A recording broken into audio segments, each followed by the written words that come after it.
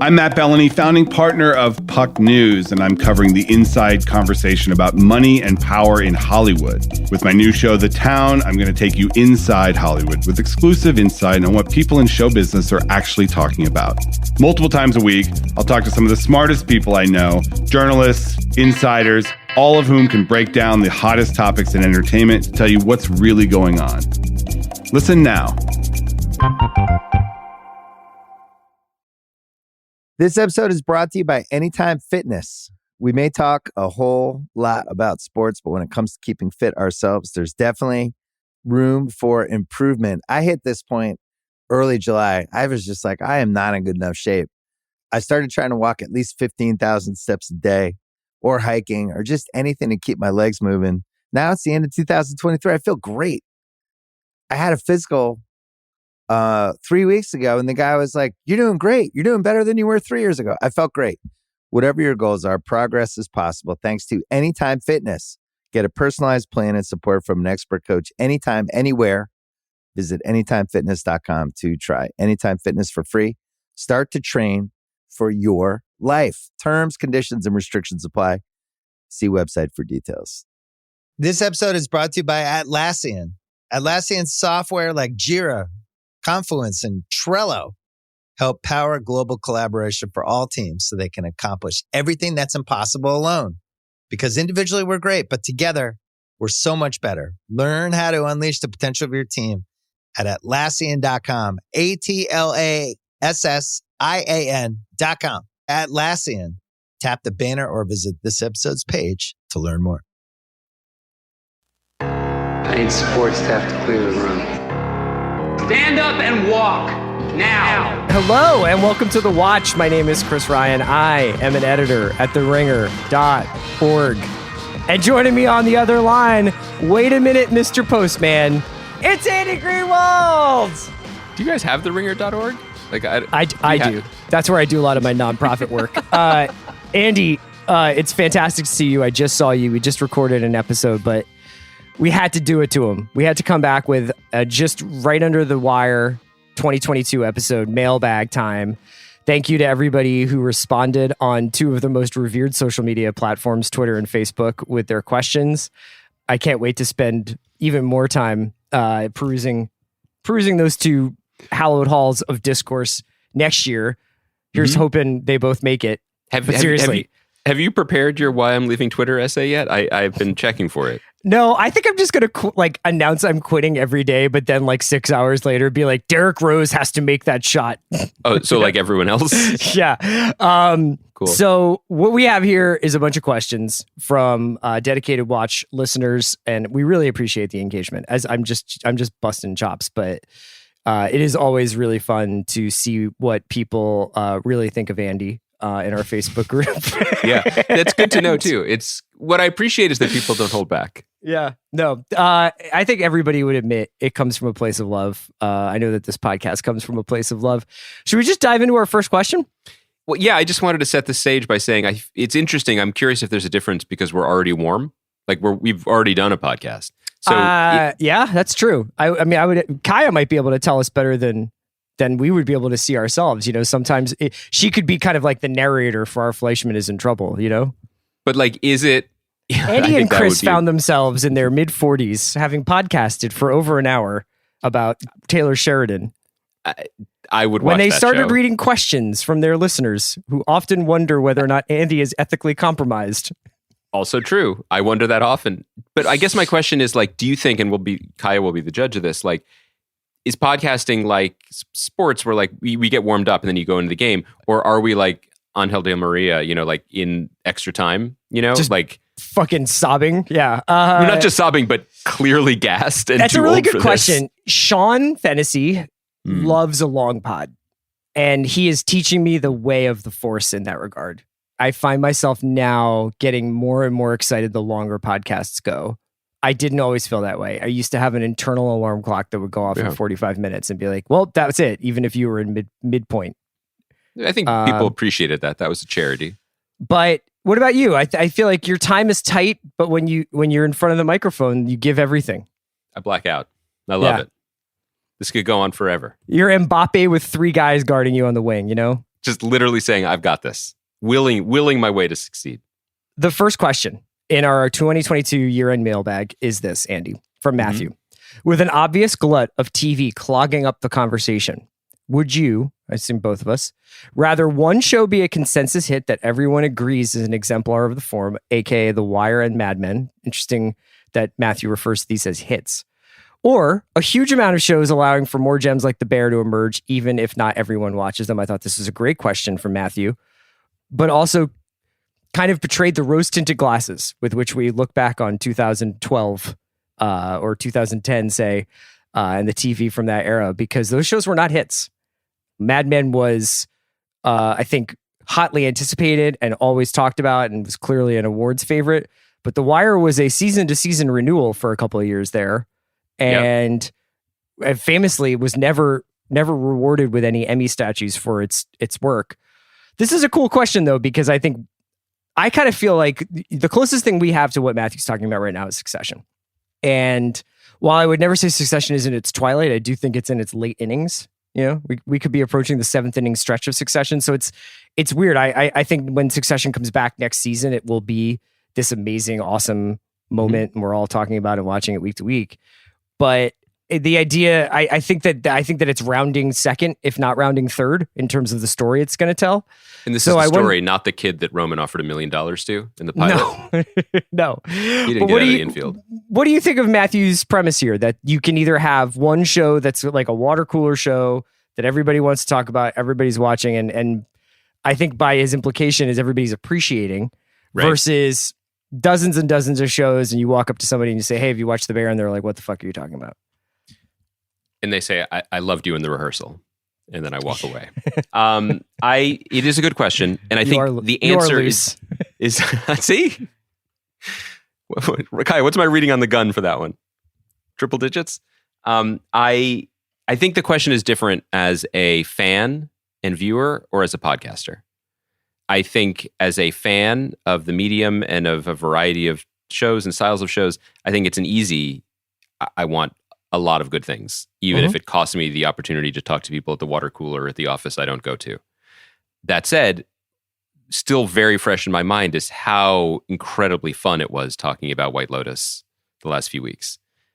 Primarily with you, my guy, my high-end guy, off the coast of Sicily.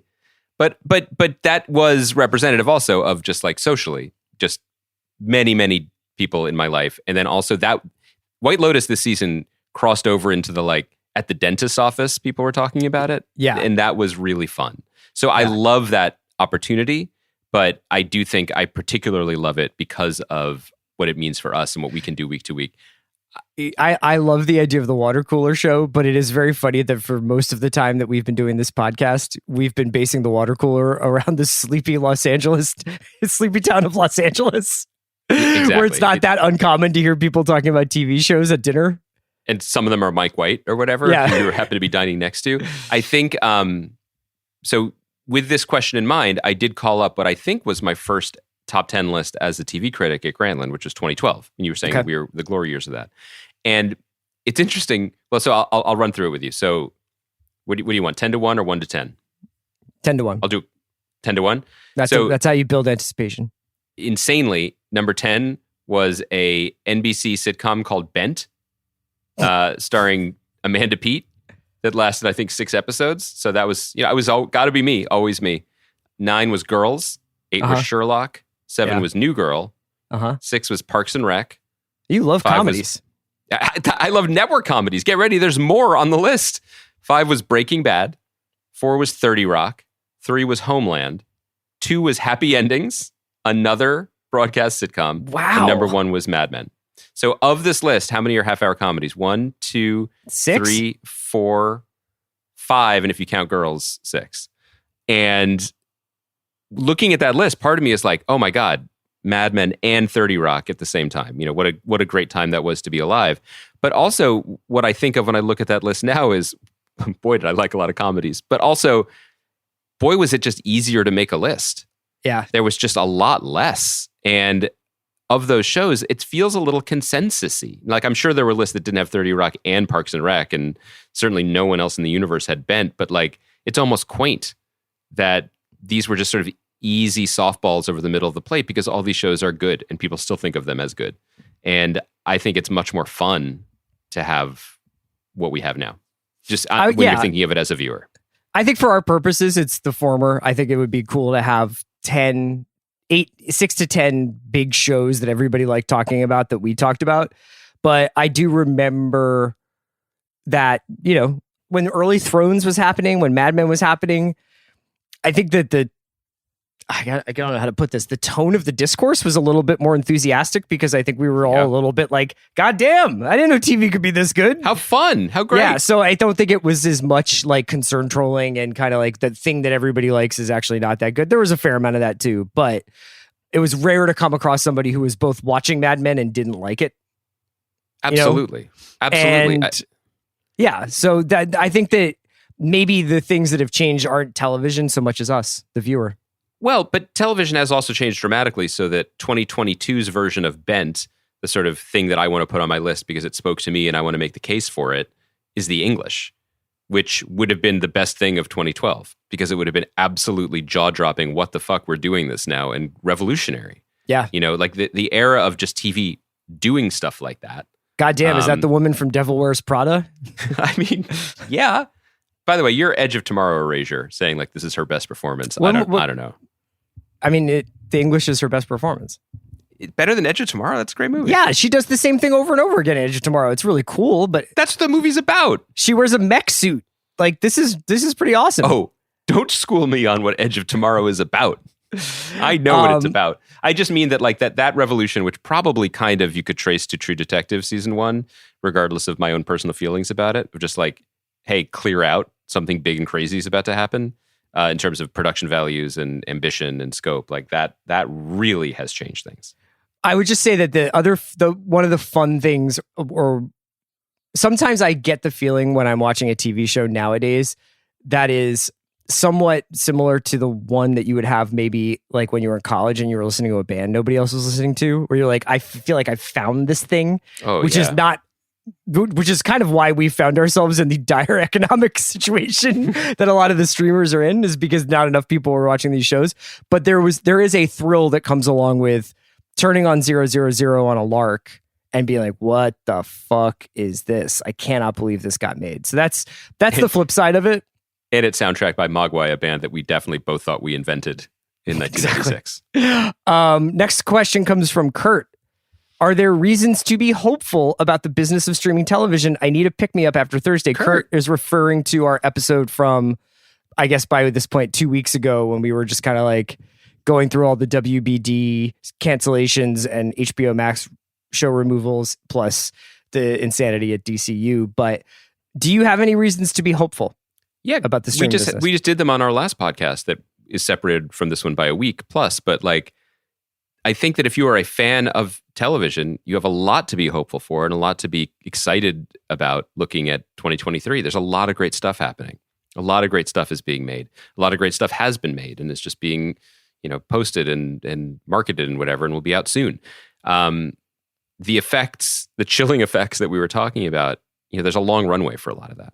Not all of it. I mean, there are things that you feel in the short term when there's like, surprise cancellations, like we were saying with season 2 of Minx, or shows that you have loved or were saving getting pulled from your platforms. These are worrying trends, but the wolf is still at the door. The wolf is not sitting on the couch next to you being like, nope, that you don't have that service anymore. So I think 2023 is going to have a lot of great stuff. And we went through a lot of it on that last podcast. I think as a viewer, you'll probably have more than enough to watch.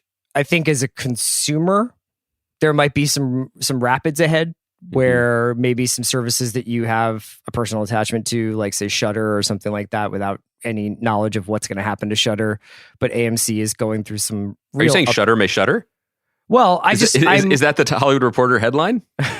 I think that there will probably be some contraction in the business. Or, when you're like, wait, what's this show that is on Spectrum TV? Like that, where like there's just sort of this speculative content generation going on by companies that maybe didn't really have any skin in the game. I think that might stop. I think we might see fewer shows in 24 than we got in say 22 or 23.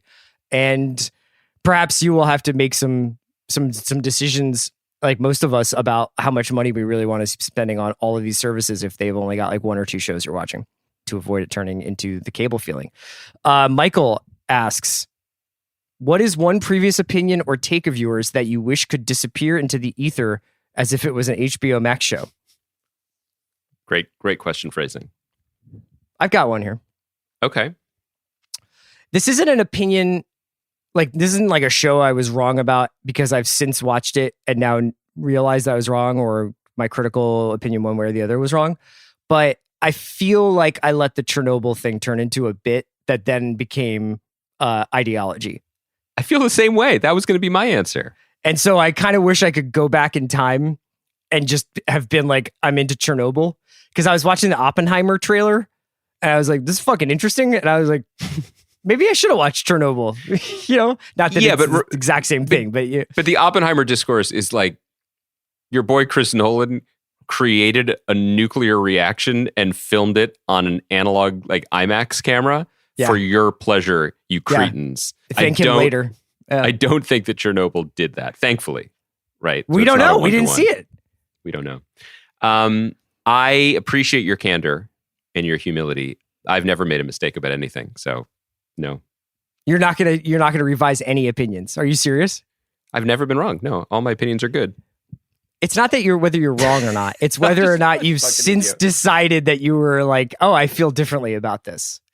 My honest reaction was, I wish that we had that the thing that's the most annoying about myself in the last 10 years of covering TV in whatever fashion is that kind of arbitrary reasons for not engaging with some stuff. And at the beginning, it was purely like triage.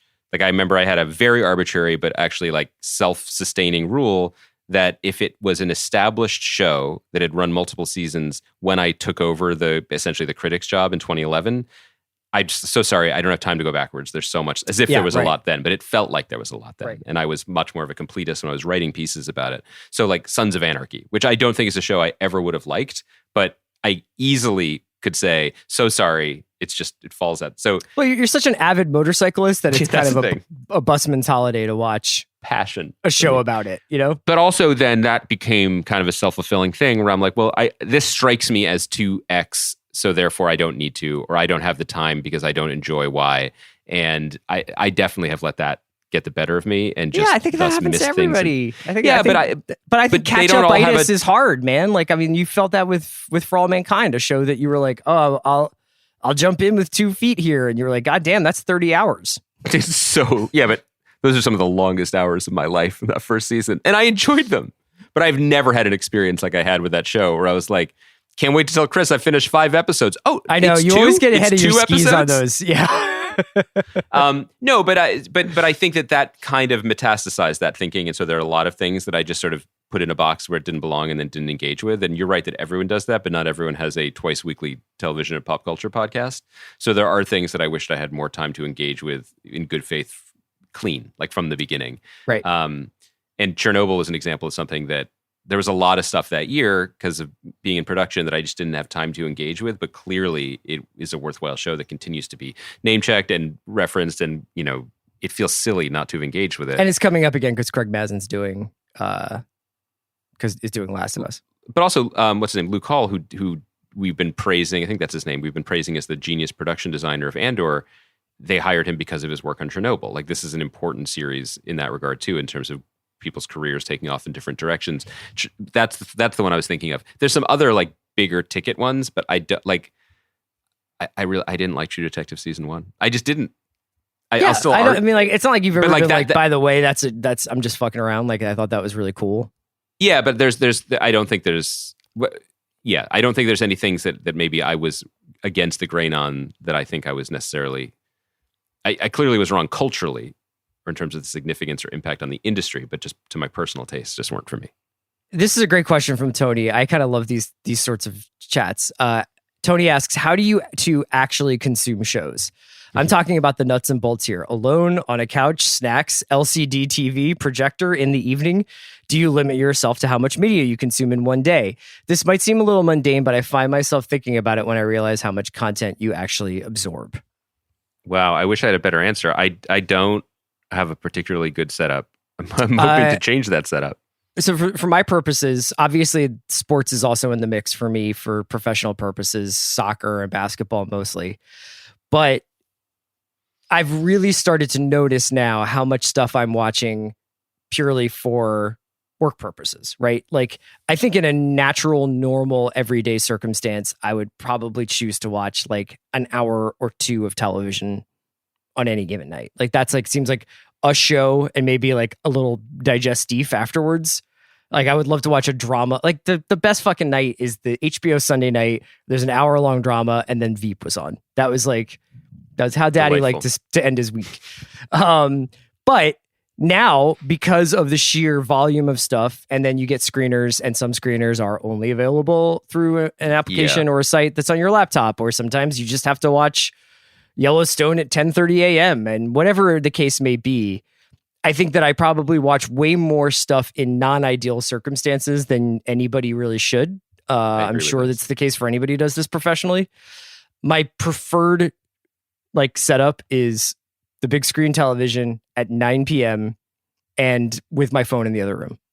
And if I feel myself wanting to go get my phone, usually that says something about the show or the mood that I'm in, and maybe I should give it a shot at a different time. I just often don't have that kind of time. But I have started to feel a little bit more like, oh man, I knocked out like an episode of something, and then I watched something for rewatchables, and then my wife is like, do you want to watch something tonight? And I'm like, shit, like I'm kind of fried, and I'm just going to play solitaire while Sex Lives with College Girls is on. I totally relate to and connect with this. I think that one of the great pleasures for most people in the world is watching some of this stuff with people, whether it's friends or significant others. And there are certain shows, not necessarily the ones you might expect, but certain shows that just lock into that. And it's an elevated and better experience because of it. And that was like when me and Brian Tyree Henry all went over to Sam's every week to watch House of the Dragon. Did he ever let on how Brian Tyree Henry and I watched season 4 of Mr. Robot and podcasted about it and then destroyed the tapes?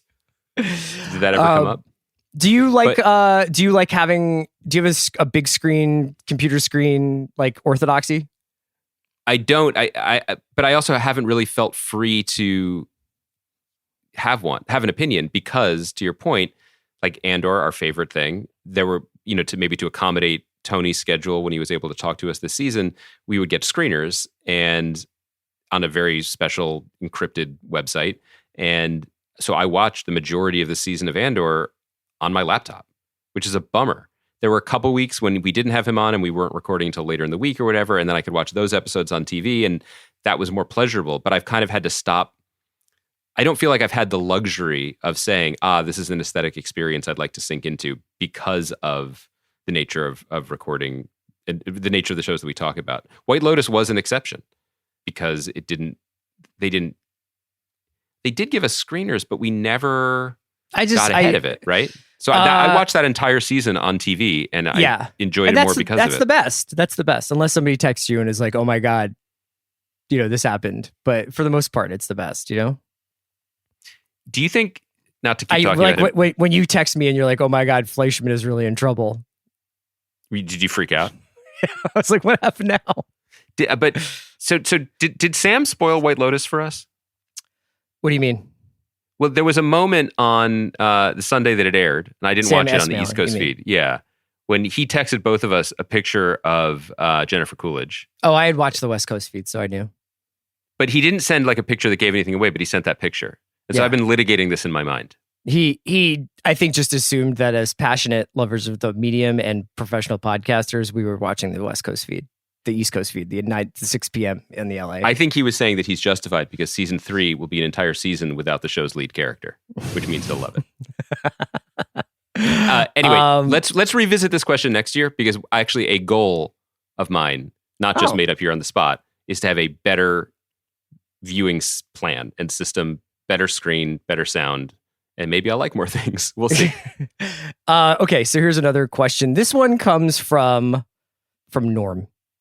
I'll just knock this one out really quick. Norm, thank you for writing in. We know Andy makes incursions outside the Ringerverse for his podcast listening. Andy is an avowed Mark Maron fan and an NPR Fresh Air fan. That's but me. most of his time is spent listening to the Bill Simmons podcast. Don't get it twisted. Less clear with Chris. With Bill Simmons' permission, of course, can you list your top 3 non-Ringer podcasts that you keep going back to? This is just an opportunity to plug 3 of my favorites. It's No Laying Up, which is a golf and I guess life podcast. It's No Laying Up and The Trap Draw, but you can find them both over at No Laying Up. And I love those guys and I love their pods. Axe to Grind, which is about hardcore. And if you listen to hardcore punk, you should definitely be listening to Axe to Grind. And Greatest of All Talk, which is my big fave non-Ringer NBA pod, which is from our buddy Andrew Sharp and Ben Golliver. How do you find the time? Drive around a lot. And I don't have any children in my car to be like, I don't want to listen to Andrew Sharp talk about whether Steph Curry's legacy is damaged by this. Can I trade lives? Yes. I mean, I really like Taylor Swift and I like her new album. And I think Anti-Hero is one of the best songs of the year. I put it on my playlist. Check it out on Spotify. But really, they only want to listen to that song. Your kids. And so the other day, I was like, oh my God, okay, well, look, there's another version of it.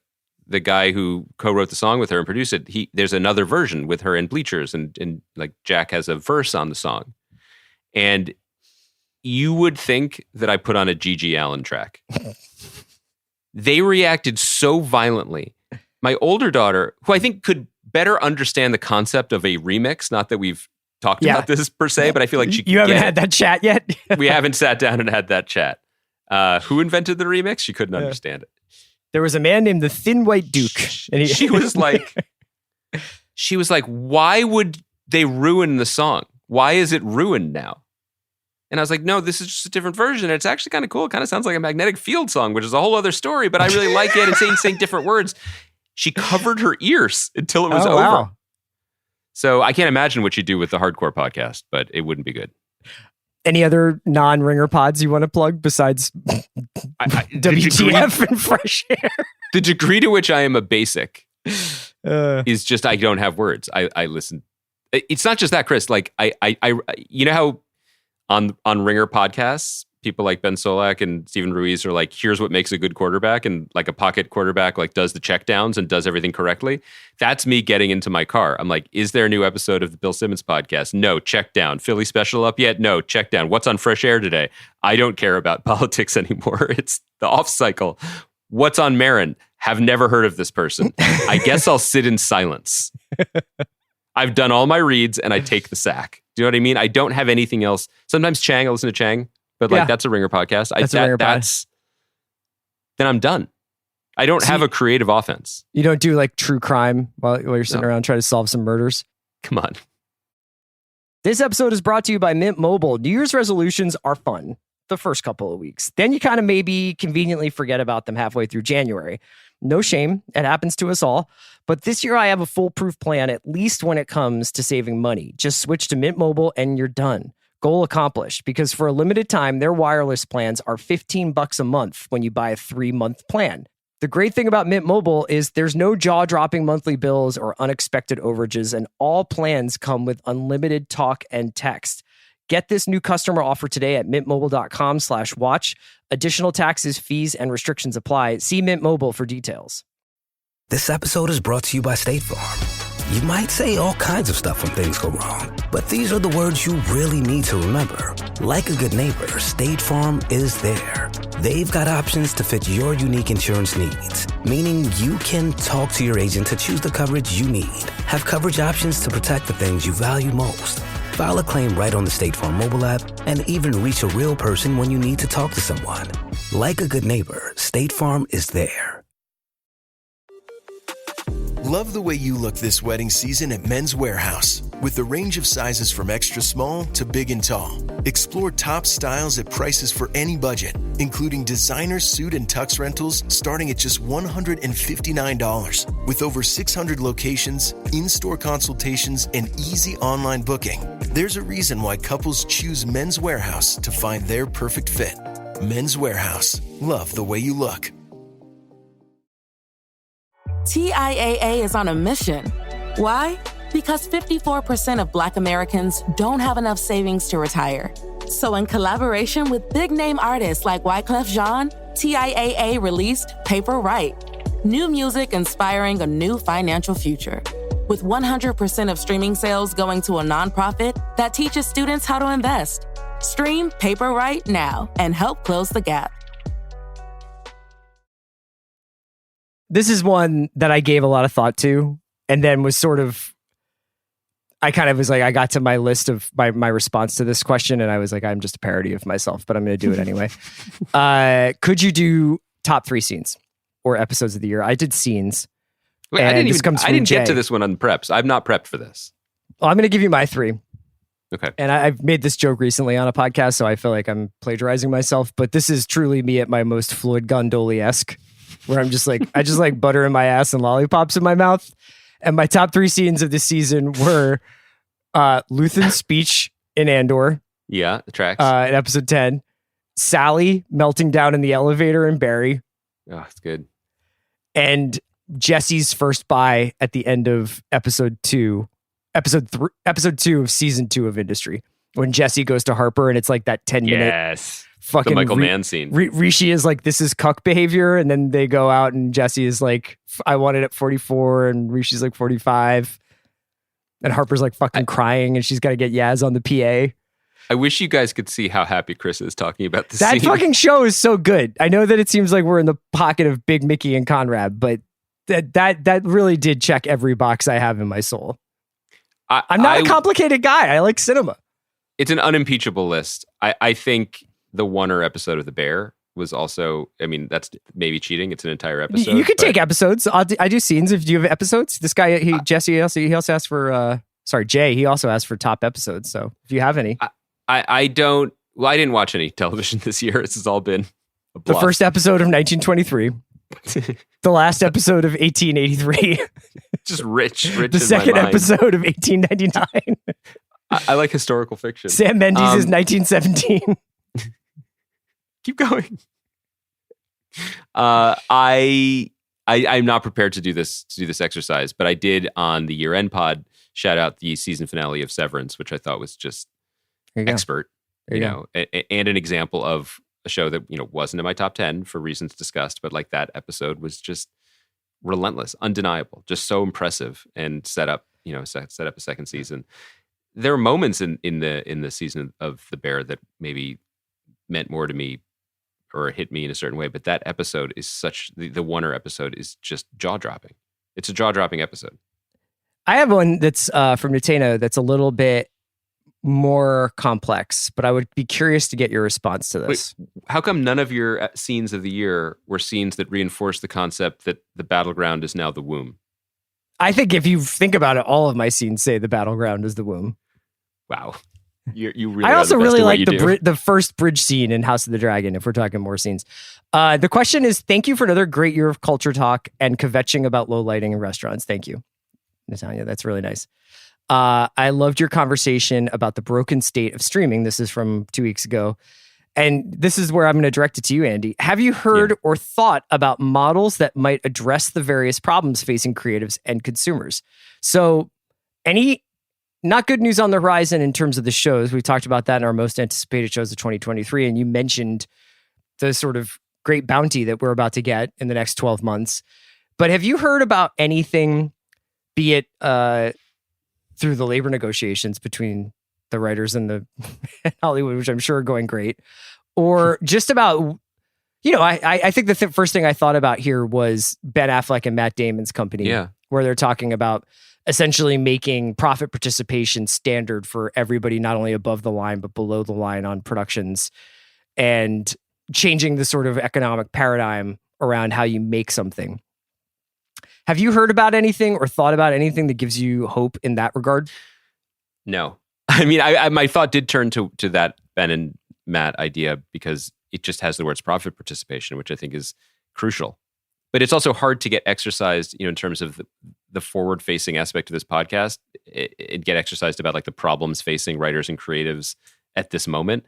Everybody's feeling it. And, you know, it also can be hard to communicate because when you talk about things not being fair for screenwriters, it is decidedly not the way it's unfair for gig economy workers or coal miners. But it is essentially, there's also these coal miners is a bit of a joke, but like gig economy is what everything is now to a degree. And so there are some things that hopefully are on the table in the negotiations for the new contract for writers, which isn't happening until, I think it won't happen probably until May, and then it might be an extension. So who knows when things would actually hit, a strike would actually happen if it came to that.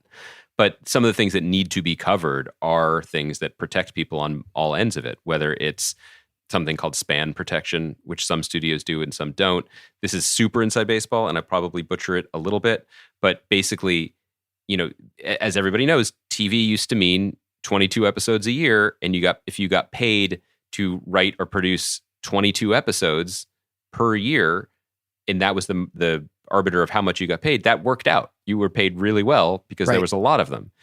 In today's climate, and this has led to higher quality shows, no one's arguing against this, but you could make a deal to do 8 episodes of a show. And if you created the show, between writing it, selling it, producing it, posting it, doing promo and press for it, that could be 2 years of your life. That's 2 years for 8 episodes worth, unless you're under a larger overall deal. You're still being paid very well in the larger scheme of things, but that doesn't seem entirely fair. And if you were a junior writer type person, instead of having 1 gig for the year, you have to potentially string together 2, 3, 4 jobs in the year. And that is incredibly stressful. It's incredibly hard. It's incredibly unpredictable, especially for lower level writers. It also, and I've been hearing this more recently, does have a really fucked up effect on the future, because if you have a 6-episode show and you have a writer's room for it, by the time you're breaking episode 3, everyone in the room is just texting with their agents being like, what else can I do? What have you got for me next? Also, those shows then generally don't have the budget for the writers to be the writer producers that they're supposed to be and go on set and learn how to do that so that they can become showrunners, et cetera, et cetera. So there's just these kind of like deep, probably uninteresting to the layman problems that are just baked in. And unless we start addressing those and lifting up the whole system and making people feel more engaged in it. And this is a version of the complaints without talking about the fact that residuals don't exist anymore and all these other income streams to make people feel involved and hopeful and also potentially reap the long-term benefits of their labor, blah, blah, blah.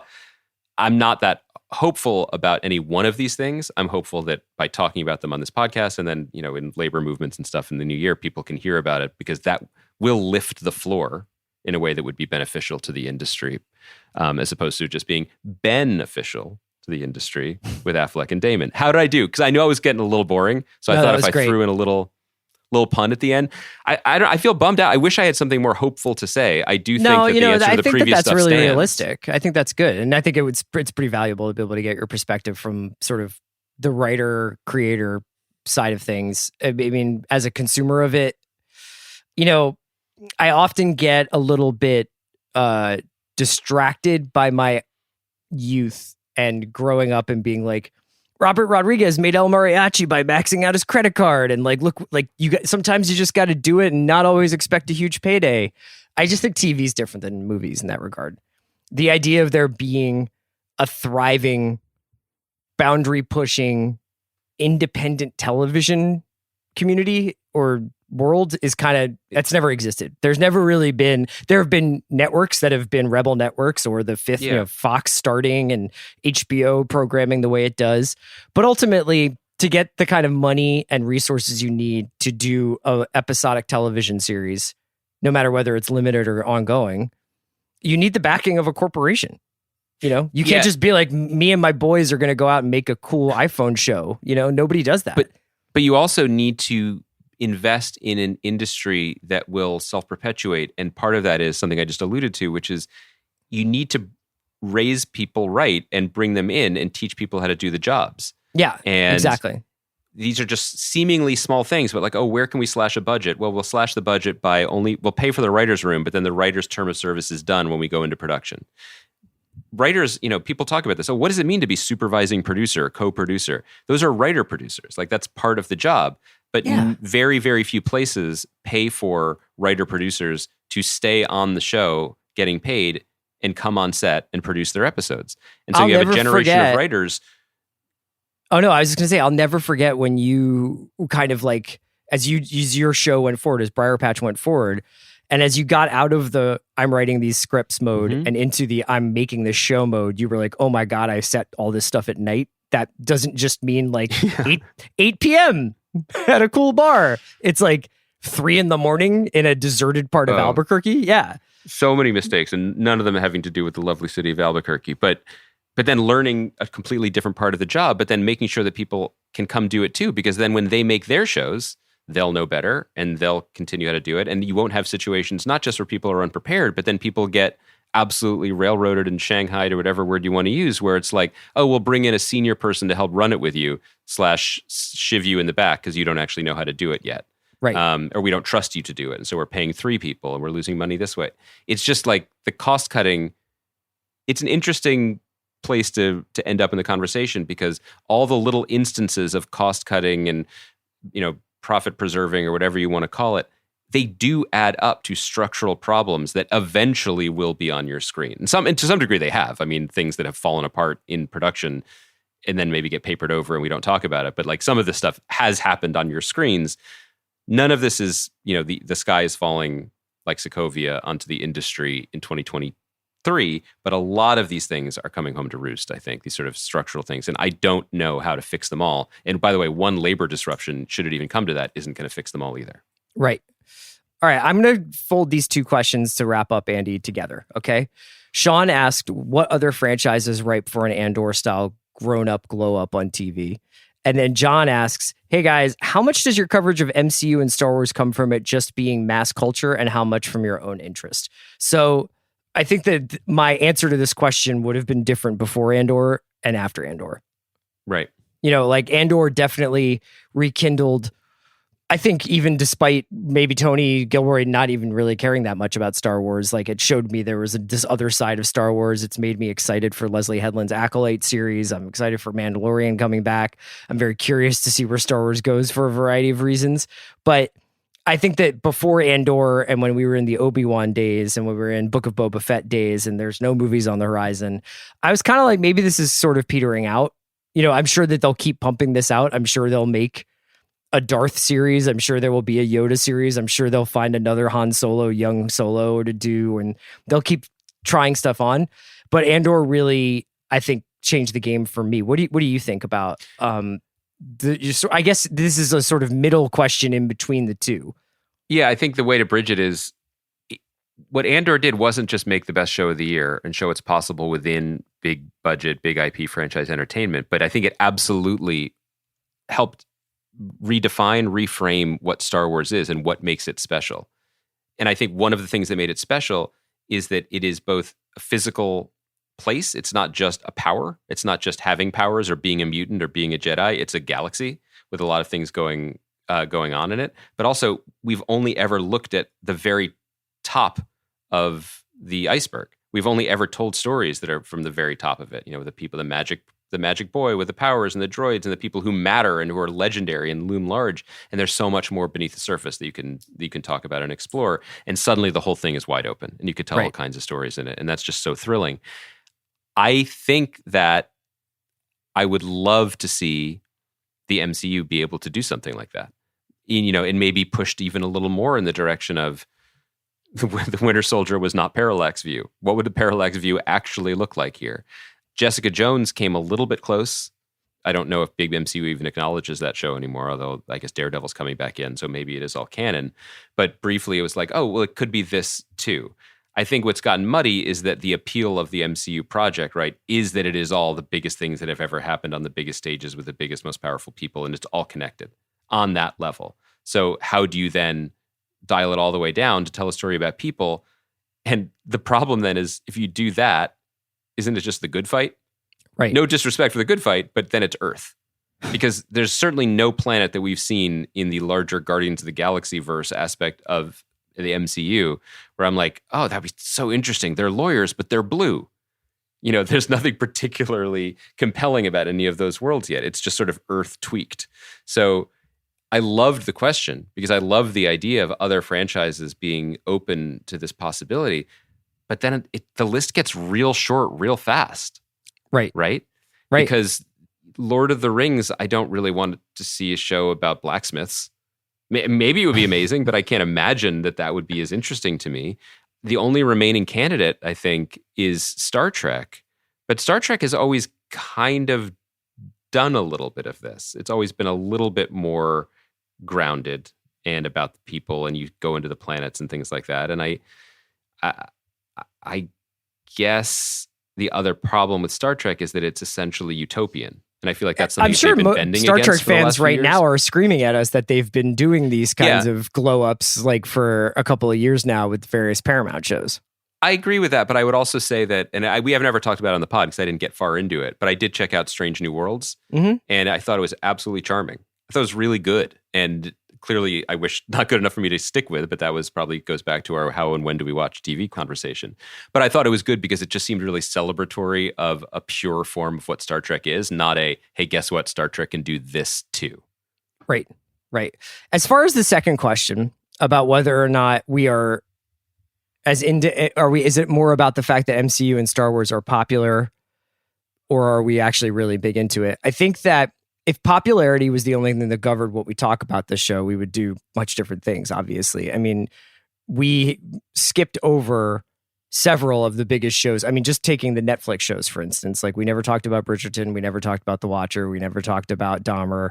You know, there are these Wednesday as a phenomenon. Like there are hugely popular shows that for one reason or another, whether it's like we just didn't like them or didn't see them or don't feel like we have anything to add to the conversation around them, we wind up kind of not hitting. I think that for me, Star Wars and MCU winds up being an interesting conversation topic. First of all, because they just generate interesting headlines about the business that we talk about, for one thing. You were able to talk about them in like a funny way, but also in a, kind of sober way about like what it means to Hollywood and what it means to making stories on screen right now. There's also honestly like this connection to my younger self that I think matters. I think that there's a part of me that remembers flipping through comic books in a store when I was 13. There's definitely a part of me that remembers being mesmerized by Star Wars as a kid.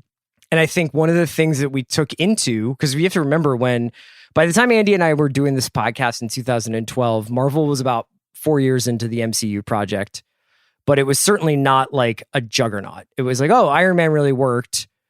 There's some other stuff they're trying out. Avengers came out 4 months into and Avengers was not universally praised or beloved. I mean, I think everybody was like, it's talky and it's fun, but it's not. I think there's some issues with it, right? I think that it's been an interesting thing to kind of want more about. Like you're always wanting more with these things because the version of it that's in your head is always different than what winds up on screen. And then, Andy and I talked we talked way more about our anticipation for Hawkeye as a show because of Matt Fraction's comics and because of what that character could be than we ever talked about the actual episodes of Hawkeye. Yeah. Which may be a sad indictment about us as podcasters and being able to follow through, but is more also about like, that was kind of like the reason why we're so interested in this stuff is because it does have such a sort of DNA level part of our interest in film storytelling. Also, despite how much time we may spend personally curating our own Sight and Sound cinema lists, we fucking love to have a good time with pop culture when possible. It's really true. Like I was trying to think about the 3 best times I've had in a movie theater. And I mean, obviously this is tough. It's tough to begin any sentence that way, considering the last few years. But I'm thinking of Top Gun this summer. I'm thinking of Tar a few weeks ago, a movie we will one day talk about, but filled me with as much exhilaration and joy almost as Top Gun. Very close. Right. And Spider-Man movie last year. Like when it works, when these things are full of joy and people giving their all to something and knowing what that something is, and it's works in its own logic and it is heroic in the best ways, like it's good. That is a good thing. And I am still a fan of that feeling. And Marvel has done that multiple times over the last few years in ways that have dazzled us, not just professionally in terms of how they linked things together and made deals with people at the right times, although that's something we cover on the podcast, but they really nailed it creatively. And then the stumbling recently has been disappointing, maybe inevitable, kind of interesting. So it is the kind of story that it touches all quadrants. Yeah. But I do think it's worth saying that, at the end of Endgame rules. Like that was awesome. It rules. Like I am not. I am very snobby. I am very Lydia Tarr on a lot of things, but I'm also her cousin Ava Tarr. Just swimming in the blue waters of content. Marvel. But the question isn't wrong because there are biases. Like as I've said many times, like I was just a Marvel reader, so I have a lot of.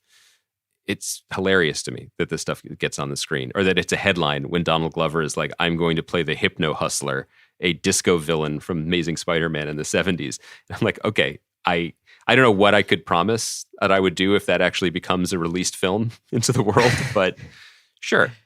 Yeah, have fun with the library, guys. I always wonder about the snake eating the tail aspect of this, where it's like, if we're so disillusioned with something, why keep talking about it? Is it just constantly moaning about the state of Star Wars? And I think that honestly, it had nothing to do with us, but like the payoff of Andor and the payoff of like a really good Marvel thing is kind of worth it sometimes. Also, guys, it is different. Like Marvel is a thing in a universe with a lot of different people playing in a sandbox. Star Wars, as we just said, is one also. Game of Thrones isn't yet, and so not to beat on a dead dragon, but like Game of Thrones so far in terms of the larger popular imagination, not the book readers who are both happy and contentious, and that's a whole separate thing at this point. It's 2 TV shows. One of the most successful of all time, and one that I thought wasn't very good in its first season. So it's hard to find the third rail of conversation about it because it isn't indicative of a larger project yet. It's like, oh, that's what it is now. Right. So that isn't as sustaining, and we haven't found the same. So I feel like there's still more for us to talk about in a bad Marvel release at this moment than in something else than a Game of Thrones thing that I'm not really digging.